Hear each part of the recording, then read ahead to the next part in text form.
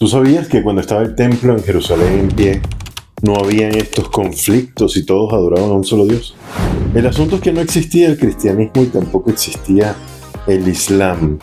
Pero básicamente todas las naciones árabes, o los hijos de Ismael, los hijos de los romanos, griegos que adoraban a Dios, al Dios de los judíos sin ningún problema, al Dios de Israel, se consideraban islámicos, significa sometidos al Dios creador.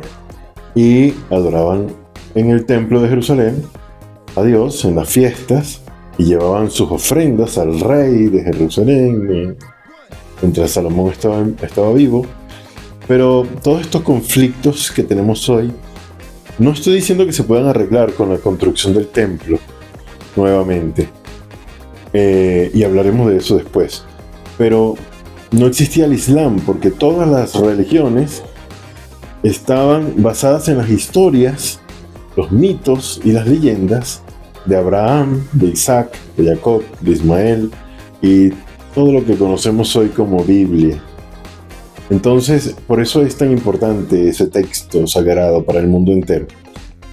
Luego de la destrucción del templo, 80 años después de la destrucción del templo, surge el cristianismo como lo conocemos. Era una secta más de las que adoraban al Dios de Israel y se fragmenta del judaísmo, y luego Pablo lo convierte en una religión totalmente diferente a lo que fue inicialmente con los primeros judíos creyentes en un Mesías, en Jesús.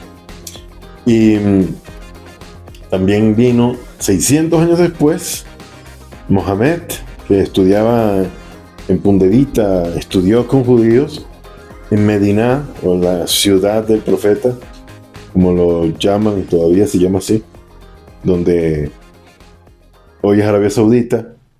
Se enemista con los judíos porque no lo consideran profeta y establece entonces un dominio con armas, en donde todos tienen que someterse al Islam, todos los que son paganos se tienen que someter. Y ahí están las divisiones de nuestras religiones abrahámicas hasta nuestra fecha. Se supone que todos creemos en un solo Dios, pero ese Dios cada uno lo está viendo según su visión del mundo.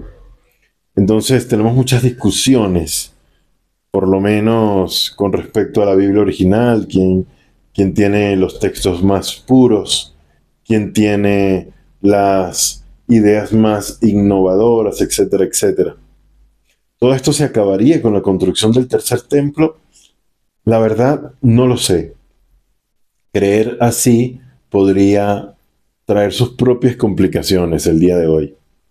Está escrito en los textos sagrados para el judaísmo y el islam que el humo que ascendía, que también se creen en demonios, en el infierno, en el cielo, etcétera, etcétera, que el humo del incienso que se ofrendaba en el templo mantenía a los demonios entretenidos y por eso había paz en el mundo.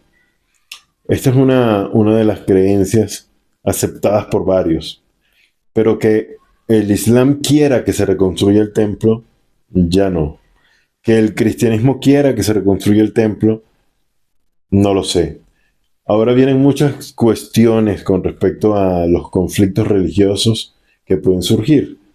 El Papa Juan Pablo Wojtyła, él regresó lo que fue la teología de la usurpación del pueblo elegido de nuevo a los judíos después de la Segunda Guerra Mundial. Él dijo, ellos son el pueblo escogido, nuestros hermanos mayores, cosa que durante muchísimos siglos el cristianismo se autodenominó el pueblo escogido.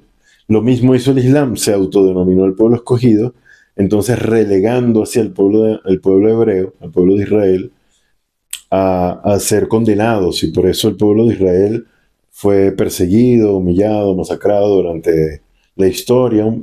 Una historia, el pueblo judío tiene una historia de un pueblo perseguido, de un pueblo errante, sin tierra, sin nada, durante mucho tiempo, hasta después de la Segunda Guerra Mundial, cuando surge el Estado sionista, la creación del movimiento sionista, la creación del derecho de retorno y las Naciones Unidas les otorgan ese derecho de retorno, pero regresan de todas partes del mundo y los árabes dicen: un momento, pero ustedes no son los judíos que nosotros recordamos que están en nuestras historias, ustedes son europeos, ustedes son extraños acá. Y comienza un conflicto, porque durante mucho tiempo judíos y árabes convivieron en paz y combinaban y compartían sus creencias, y un judío rezaba en una mezquita y un musulmán podía convivir con un judío, porque al fin y al cabo creíamos en el mismo Dios, igual que cristianos y judíos en alguna manera podemos decir que creemos todos en el mismo Dios. Entonces, ¿qué nos mantiene divididos? ¿Qué es lo que nos divide? ¿Qué es lo que se supone que estos textos sagrados nos dicen? Ama a tu prójimo como a ti mismo. Que estos textos sagrados nos invitan a tener una moral de amor, de fraternidad, un Dios que se supone que nos está invitando a amarnos. De pronto nos llenamos de motivos para odiarnos y no vemos sino los conflictos. Esto para mí, en lo personal, creo que se soluciona yendo a lo más profundo, el secreto de los textos sagrados de todas las religiones. Y por eso yo invito a estudiar la Kabbalah, cosa que estuvo prohibidísima durante todos estos siglos. Estuvo prohibido el estudiar y profundizar en los textos sagrados si no tenías cierta edad, si no tenías hijos, si no tenías más de 40 años, si no estabas listo y preparado. Y también muchísimo menos, estaba más prohibido compartirlo con un no judío, compartirlo con alguien que no fuera de tu fe. Todo esto son prohibiciones que también tienen el mundo islámico con el sufismo, con el bajir del bajir, el secreto del secreto, que es lo que viven los drusos, una secta como protestante dentro del Islam, que se considera a sí mismo los más místicos, y el cristianismo profundo, que digamos que es el gnosticismo, el cristianismo místico, esotérico, que profundiza en los saberes místicos del cristianismo, y terminan todos convergiendo en el mismo sentido. Dios es uno, y Dios es amor, y esto es frecuencia, energía, vibración, y tienes que amar a tu prójimo y vivir en la armonía para que se traiga la redención final, una redención que no le pertenece únicamente al pueblo hebreo, sino al pueblo del planeta, a todos los seres humanos que se rediman y encontremos un mundo de paz en donde permitamos que Dios habite en nosotros y cada uno de nosotros ser su propio Mesías, ser el que hace que Dios habite en su interior, agotando el ego y permitiendo que Dios habite en ti.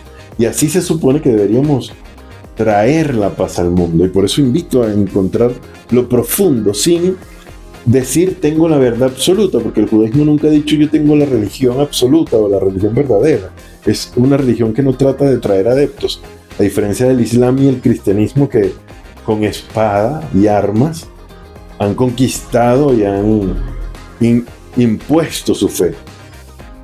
Entonces es menester, y está escrito que debemos hacerlo ya en estos días, y para mí es un honor, y para mí es importante compartir los secretos para que todos encontremos de alguna manera, quitemos la cáscara, quitemos la clipa que nos impide acercar los corazones entre quienes tenemos que amarnos y tener una sola convicción de un Dios único. Un Dios único en un sentido no numérico, sino absolutista. Y bueno, esto es la invitación. Si tú tienes algún comentario sobre esto, si tú crees que esto puede traer la paz en el mundo, pues te invito a ser parte. Y si no, escucho los comentarios, vamos a ver qué debate surge de todo esto. Te leo. Chao. Dale click y comparte.